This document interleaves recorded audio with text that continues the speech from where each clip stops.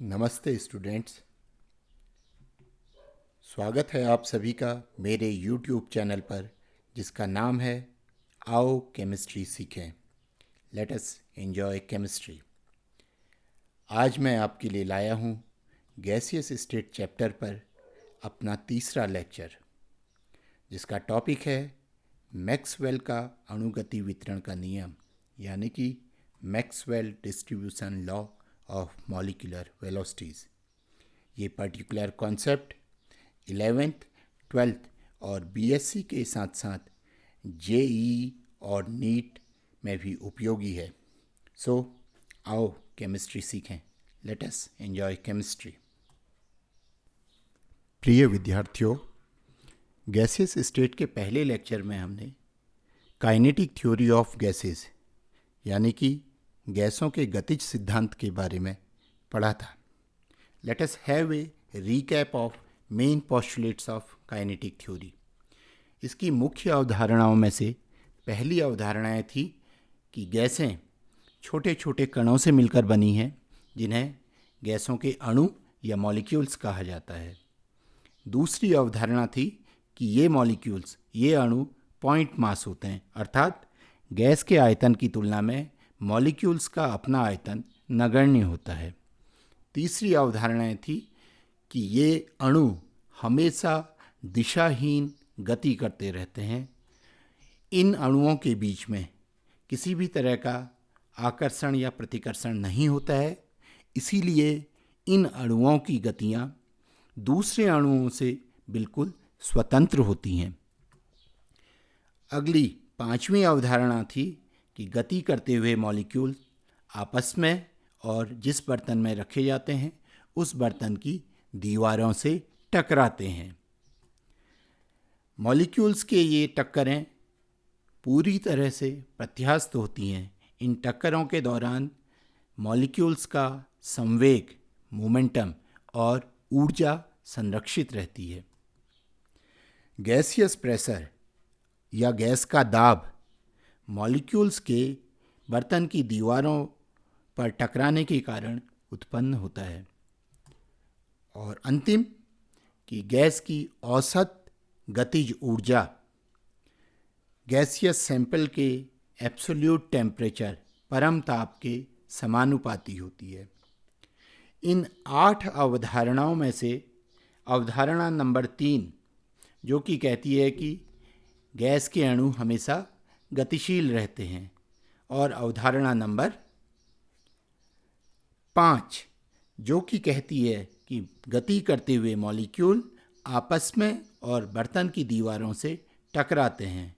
इन दोनों अवधारणाओं को आज हम और आगे बढ़ाकर पढ़ने जा रहे हैं।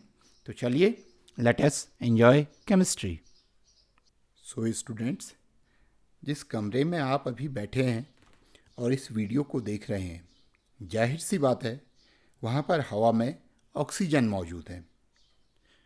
ऑक्सीजन के बहुत सारे अणु, मॉलिक्यूल्स हवा में अदृश्य रूप से विद्यमान हैं, और काइनेटिक थ्योरी ऑफ गैसेस के अनुसार वो रैंडम मोशन में हैं।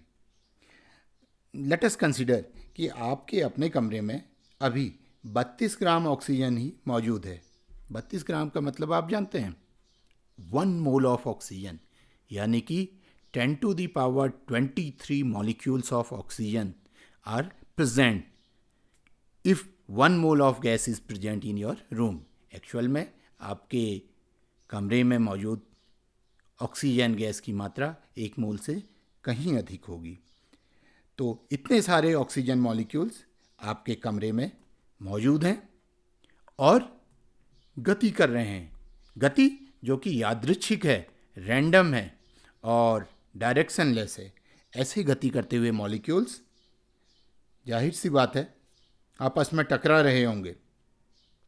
अब इस तस्वीर को ध्यान में रखते हुए मैं आपसे एक प्रश्न पूछता हूँ कि क्या आप बतला सकते हैं कि आपके कमरे में जितने भी ऑक्सीजन के मॉलिक्यूल्स मौजूद हैं, उनमें से कितने मॉलिक्यूल ऐसे हैं जो 500 मीटर प्रति सेकंड की स्पीड से गति कर रहे होंगे?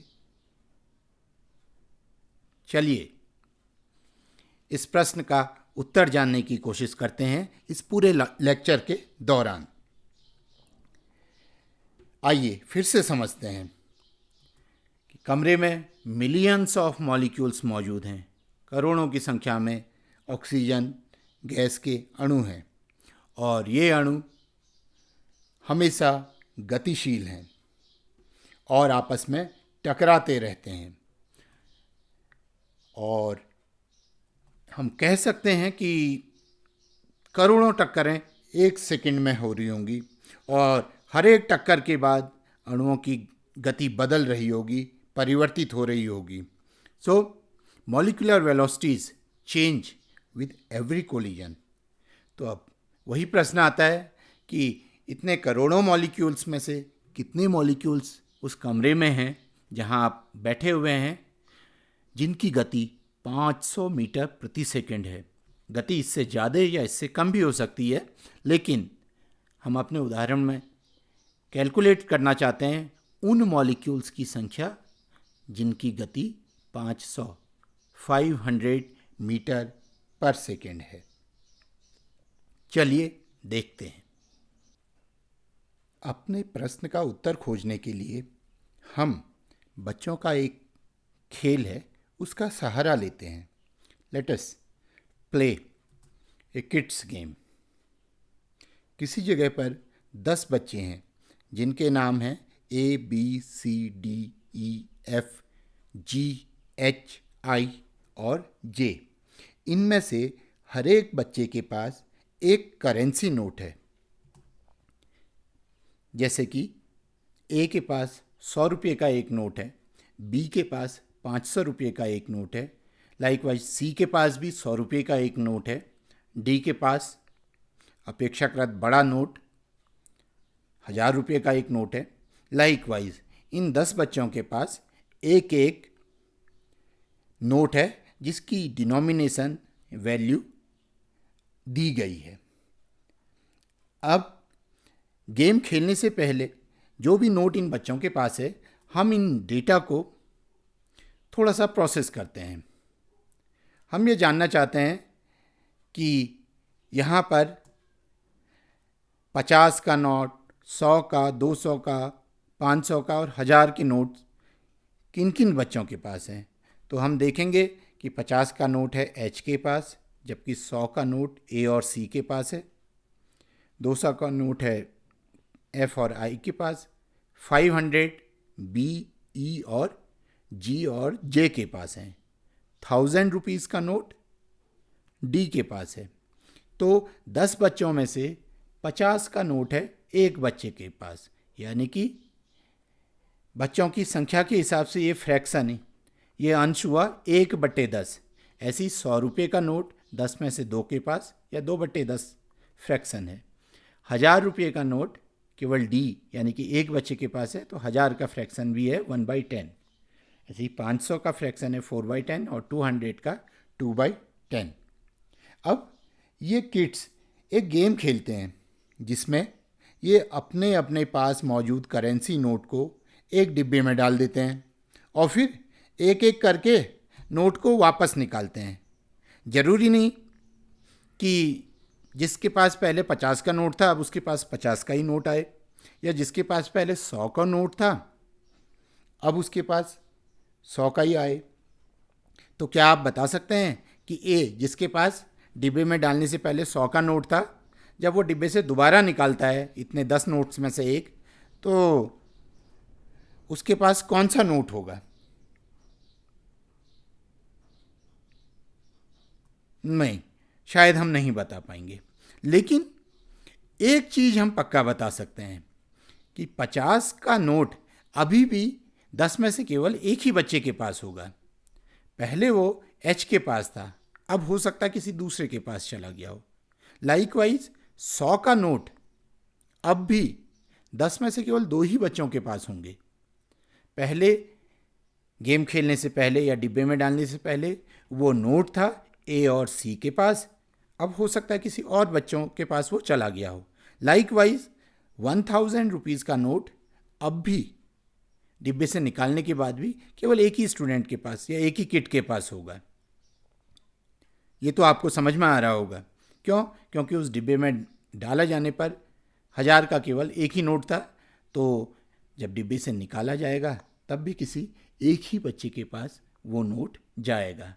तो इन दो डेटा से हम लोग एक चीज़ क्लियर कट बतला सकते हैं कि 50 का नोट गेम खेलने से पहले और गेम खेलने के बाद डिब्बे में डालने से पहले भी 1/10 फ्रैक्शन के पास था, और डिब्बे से जब दोबारा निकाला जाएगा तब भी 1/10 of the kids will have that 50 rupees note.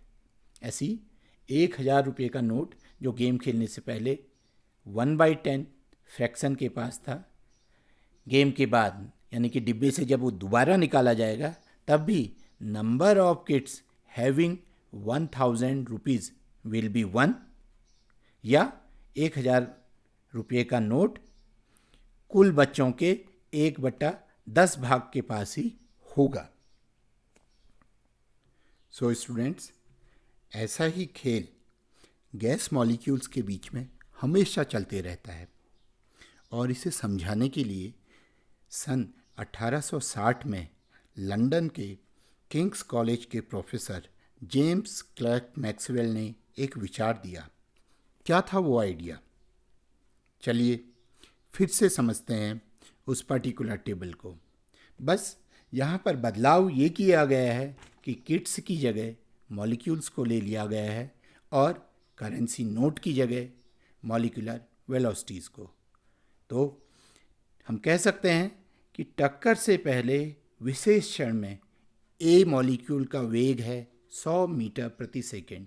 Likewise B, C, D, E, F, ji, H, आई और जे, इन 10 मॉलिक्यूल्स के वेग किसी विशेष क्षण में यहाँ पर दिए गए हैं। इस डेटा को जब हम प्रोसेस करते हैं तो हम पाते हैं कि 50 मीटर प्रति सेकेंड की गति से गति करने वाला मॉलिक्यूल H है, जिसका फ्रैक्शन यानी कि कुल में से उसका हिस्सा है 1/10।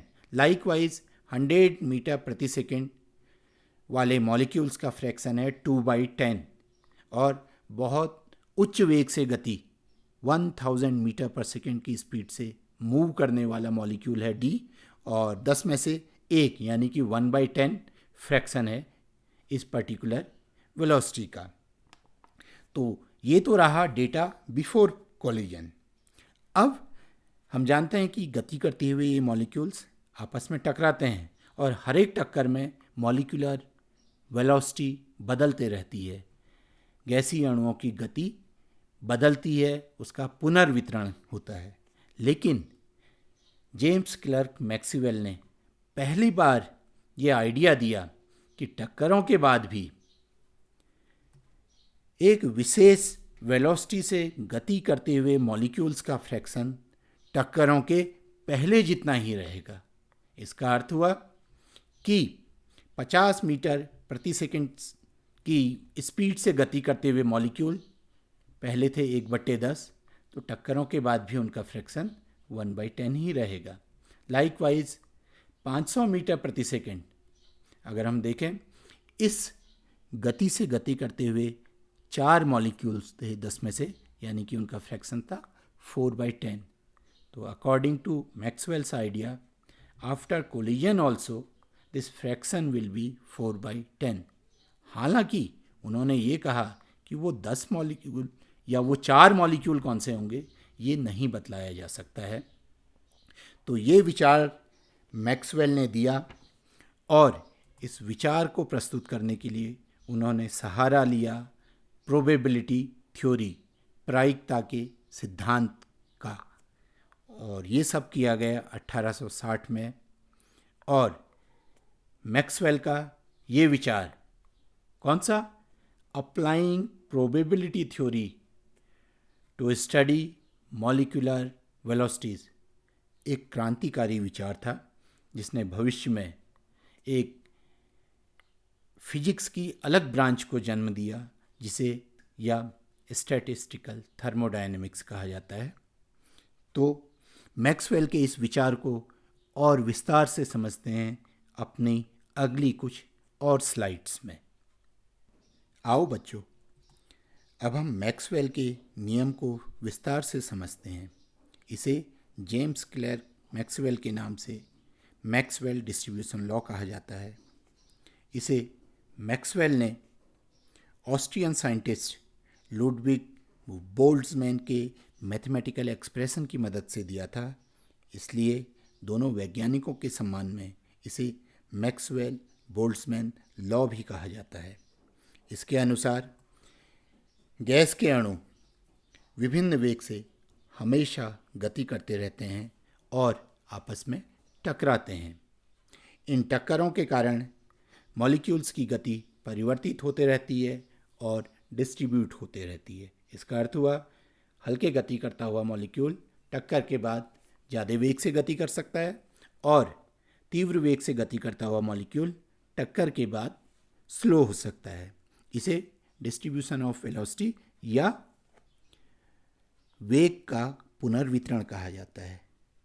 लेकिन मैक्सवेल ने डिस्ट्रीब्यूशन लॉ दिया कि टक्करों के द्वारा मॉलिक्यूलर वेलोसिटीज बदलते रहती हैं, परंतु fraction of molecules in A gas having a velocity between a range of c and c plus dc is constant at a given temperature। यानी कि प्रत्येक टक्कर के बाद गैसीय अणुओं की गति परिवर्तित होती है, परंतु किसी दिए गए ताप पर विशेष गति परास में गति करने वाले अणुओं का अंश नियत रहता है। That fraction of molecules is constant which is moving in a particular velocity range। Maxwell ने बोल्ट्जमैन के मैथमेटिकल एक्सप्रेशन की मदद से इस फ्रैक्शन को कैलकुलेट भी किया और इसे एक समीकरण के रूप में दिया। ये रही वो समीकरण dN/N। ये कुल मॉलिक्यूल N में से वो फ्रैक्शन है जो कि एक विशेष वेग c और c प्लस dc के बीच में गति कर रहा है।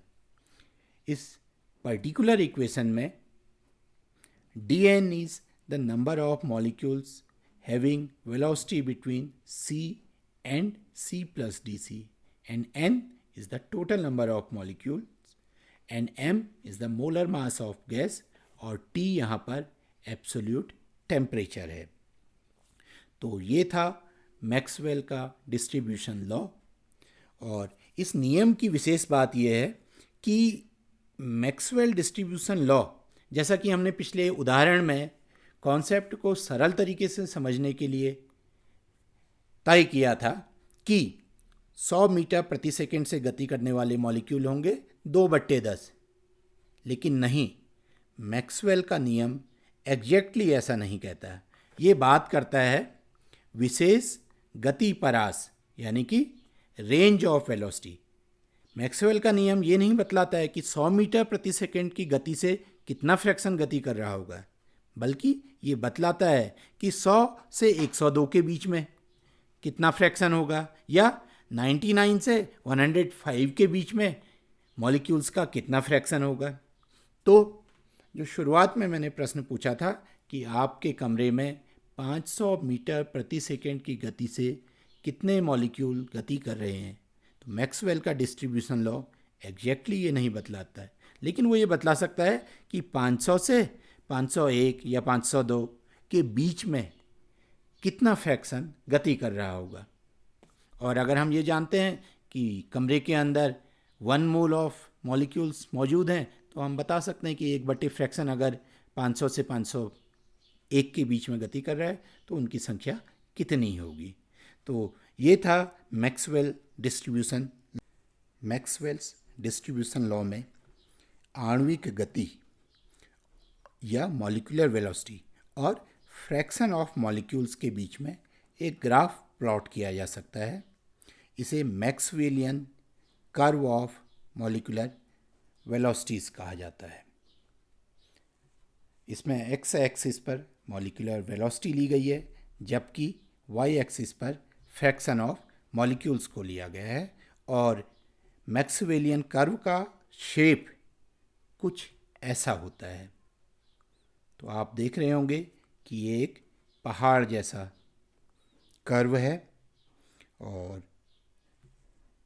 सबसे बड़ी बात, इस पहाड़ जैसे कर्व को कहते हैं बेल शेप्ड कर्व, घंटी के आकार का कर्व। और इसकी सबसे बड़ी विशेषता है कि ये अनसिमेट्रिकल है। अनसिमेट्रिकल इन द सेंस कि यहाँ तो ये जीरो से शुरू हो रहा है, लेकिन दूसरे एंड पर ये इसको टच नहीं करता है।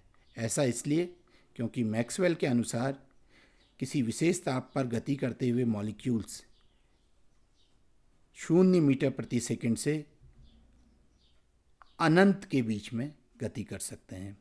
तो मॉलिक्यूलर वेलोसिटीज़ 0 से लेकर इनफाइनाइट के बीच में कहीं पर भी हो सकती हैं। हालांकि रूम टेम्परेचर पर ऐसे मॉलिक्यूल्स जो कि 0 से गति कर रहे होंगे नहीं होंगे। तो इस पर्टिकुलर मैक्सवेलियन कर्व में अगर हम देखें, fraction of molecules with very low और with high velocity is small. इसका क्या अर्थ हुआ? अगर हम यहाँ पर एक बिंदु लें इस कर्व पर, इस जगह पर, इस बिंदु के सापेक्ष गति है ये, और फ्रैक्शन ऑफ मॉलिक्यूल है यहाँ। तो अगर हम देखें मॉलिक्यूलर वेलोसिटी वाले एक्सिस पर ये लो वैल्यू है, बस इतनी सी है वेलोसिटी। तो फ्रैक्शन ऑफ मॉलिक्यूल भी इतना सही है। तो बहुत कम गति करते हुए या बहुत उच्च वेग से गति करते हुए मॉलिक्यूल्स का फ्रैक्शन छोटा होता है। यानी कि गैस सैंपल में बहुत कम अणु ऐसे होते हैं जो बहुत हल्की गति कर रहे होते हैं या बहुत तेज गति कर रहे होते हैं। सबसे बड़ा फ्रैक्शन अगर हम देखें वो यहाँ पर आता है, इसके पीक पर, इस जगह पर। This is the highest fraction of molecules. और वो किस वेग से गति कर रहा है? वो गति है यहाँ पर। और ये पर्टिकुलर वेग एक इंटरमीडिएट वेलोसिटी है। तो मध्यम वेग से गति करने वाले अणुओं का अंश सबसे अधिक होता है किसी भी विशेष दिए हुए तापमान पर। और यहाँ से एक और चीज़ है कि अगर हम कर्व पर 2 बिंदु लें और इन 2 बिंदुओं के सापेक्ष हम गति देखें, माना ये गति है, यहाँ पर गति है c और यहाँ c से थोड़ा सा अधिक है, जिसे हम कह सकते हैं c प्लस डी सी। तो अगर हम इस तरह से कैलकुलेट करें या इस तरह से इस पोर्शन को निकालें जो कि 2 गतियों के बीच में है, तो इस कर्व के नीचे जितना भी ये पोर्शन आ रहा है, this will tell the fraction of molecules moving with the velocity between c and c plus dc। इस वक्र पर अगर हम 2 बिंदु लें, उन 2 बिंदुओं के सापेक्ष मॉलिक्यूलर वेलोसिटी अक्ष पर वेग लिखें, तो उन दोनों वेग के बीच में और कर्व के नीचे जितना भी क्षेत्रफल आएगा, वो क्षेत्रफल फ्रैक्शन ऑफ मॉलिक्यूल्स को बतलाएगा, अणुओं के उस अंश को बतलाएगा जो कि C और C प्लस डी सी के बीच में गति कर रहे हैं। ये एक इम्पॉर्टेंट आइडिया है। इसके अलावा जैसा कि हमने कहा कि सबसे अधिक फ्रैक्शन एक इंटरमीडिएट वेलोसिटी से गति करता है, और इस मैक्सवेलियन कर्व का जो मैक्सिमम होता है या पीक होता है, वो बतलाता है मोस्ट प्रोबेबल वेलोसिटी या सर्वाधिक संभाव्य वेग को। ये भी एक इम्पॉर्टेंट प्रश्न है जो कि विभिन्न प्रतियोगी परीक्षाओं में पूछा जा सकता है कि what does Maxwellian curve, that is peak of the Maxwellian curve, represent? The answer is it represents most probable velocity. Peak के सापेक्ष में जो गति होती है वो मोस्ट प्रोबेबल वेलोसिटी या सर्वाधिक संभाव्य। आइए अब मैक्सवेलियन कर्व की मदद से हम समझेंगे कि ताप बढ़ाने पर गैस के मॉलिक्यूल्स की गति का वितरण कैसे बदलता है, that is effect of temperature on distribution of molecular velocities. This is a Maxwellian curve between molecular velocities and fraction of molecules. ये विभिन्न तापों पर मैक्सवेलियन कर्व का आकार दिखलाता है. कुछ कुछ इस तरह से मैक्सवेलियन कर्व बदलता है. एट T1, अगर आप देखेंगे T1 ताप पर इस कर्व की पीक थोड़ा सा शार्प है, ये थोड़ा ज़्यादा ऊंचा है. जैसे जैसे हम लोग ताप बढ़ाते जाते हैं, कर्व की पीक तो नीचे आती जाती है और इसका परास दाहिनी ओर को, यानी कि उच्चतर मॉलिक्यूलर वेलोसिटीज़ की ओर को बढ़ता जाता है. इसका अर्थ ये हुआ कि जैसे जैसे ताप बढ़ाया जाता है, वैसे वैसे fraction of molecules having higher velocities increase. ताप बढ़ने के साथ साथ अणुओं का वह अंश जिसकी ऊर्जा या जिसकी गति थोड़ा ज़्यादा होती है, वो बढ़ते जाता है. यानी कि कम ताप पर बहुत कम अणु यहाँ पर होंगे, इतना ही है. जबकि ताप बढ़ाने पर ये अणु इतनी ज़्यादा स्पीड से गति करने लग गए हैं. वही अणु जो कम स्पीड से गति कर रहे थे लोअर टेम्परेचर पर, ताप बढ़ाने पर उनकी गति थोड़ा दाहिनी ओर को आ गई है, यानी कि वो ज़्यादा वेग से गति कर रहे हैं. और साथ ही साथ इसका जो ये पीक है, इसकी पीक हाइट कम होती जाती है, लेकिन पीक दाहिनी ओर को शिफ्ट करती है. इसका अर्थ हुआ कि जैसा हमने बताया था VMP को रिप्रेजेंट करती है ये पीक, तो तापमान बढ़ाने पर मोस्ट प्रोबेबल वेलोसिटी भी बढ़ती जा रही है, क्योंकि ये पीक दाहिनी ओर को शिफ्ट कर रही है. तो मैक्सवेल कर्व से हमें जानकारी मिलती है कि जैसे जैसे ताप बढ़ाया जाता है, मॉलिक्यूल्स का वह अंश जिसकी ऊर्जा ज़्यादा होती है और साथ ही जिसकी गति ज़्यादा होती है, बढ़ता जाता है. और इस कर्व का जो मैक्सिमम है, जो पीक है, वो दाहिनी ओर को शिफ्ट करती है. तो ये रही जानकारी मैक्सवेल बोल्ट्जमैन डिस्ट्रीब्यूशन लॉ के कर्व से या मैक्सवेलियन कर्व से. डियर स्टूडेंट्स, मैक्सवेलियन कर्व से कुछ और भी जानकारी हमें मिलती है, जैसा कि इसमें हम बतला सकते हैं कि most probable velocity, average velocity और रूट मीन स्क्वायर वेलोसिटी, ये 3 प्रकार की मॉलिक्यूलर वेलोसिटीज़ की पोजीशन क्या होगी. आइए इसे भी सीख लेते हैं. ये है मैक्सवेलियन कर्व, जो कि मॉलिक्यूलर वेलोसिटी और फ्रैक्शन ऑफ मॉलिक्यूल्स के बीच में खींचा जाता है, प्लॉट किया जाता है. और जैसा कि हमने सीखा, इसका जो उच्चतम बिंदु है, जो हाईएस्ट पॉइंट है, मैक्सिमम है, वो क्या बतलाता है. ये उच्चतम बिंदु के रेस्पेक्ट में जो मॉलिक्यूलर वेलोसिटी होगी, वो वेलोसिटी होगी VMP या सर्वाधिक संभाव्य वेग. और हम ये भी जानते हैं कि VMP, V एवरेज और VRMS के बीच में ये अनुपात होता है. इस अनुपात के अनुसार VMP अगर 1 है तो V एवरेज का मान 1 से कुछ अधिक, यानी कि 1.1287 होगा, और VRMS का मान 1.2247 होगा. यानी कि इन 3 वेगों में से सर्वाधिक संभाव्य वेग VMP की वैल्यू सबसे कम होती है.